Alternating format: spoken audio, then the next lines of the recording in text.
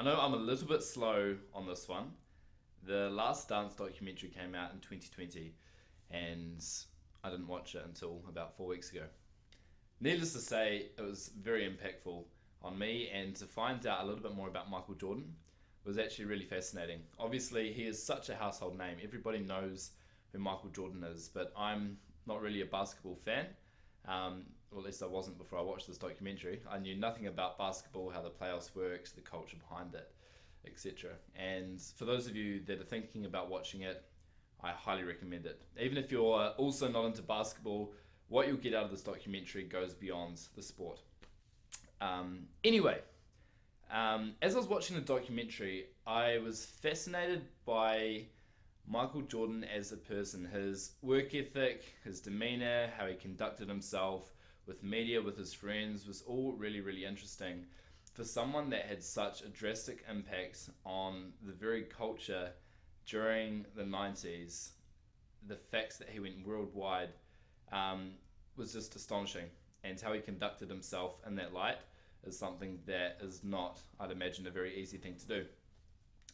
And despite the success and the fame that he gained from playing the sport of basketball, his ability as an athlete and his ability to be this immense figure for people to aspire and look up to, the key thing that really resonated with me with this particular documentary was a quote by Mark Vancil, who was, I think, an ESPN reporter at the time of Michael Jordan playing. And in the Netflix documentary, he says this key thing. And I was just like, wow, that is so powerful.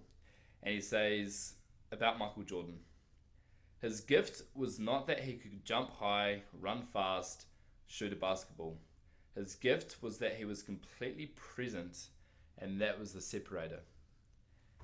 Now, I was like, whoa, this immensely gifted athlete that has reached the highest heights in his sport, but not only that, but has spread worldwide with, his brand of clothing and shoes with Nike, and he's just such an icon.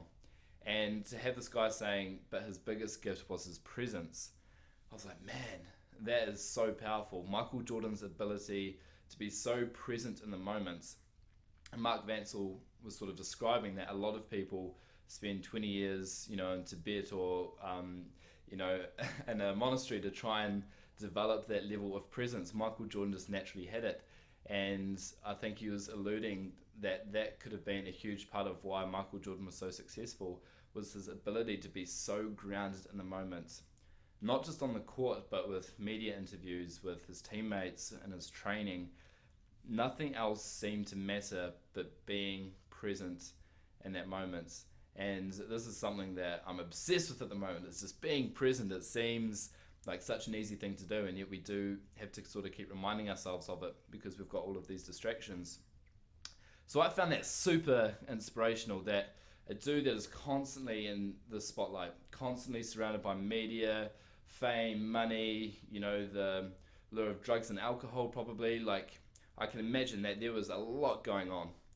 And bringing the ego into it as well, being a sports star, it's obviously going to be feeding the ego a lot. But to have someone that knew him really, really well, to say that his biggest gift was his ability to keep present through all of this, I was like, wow, that is so inspirational. So, yeah, that was sort of my key takeaway from The Last Dance, and my respect for Michael Jordan, and it just grew.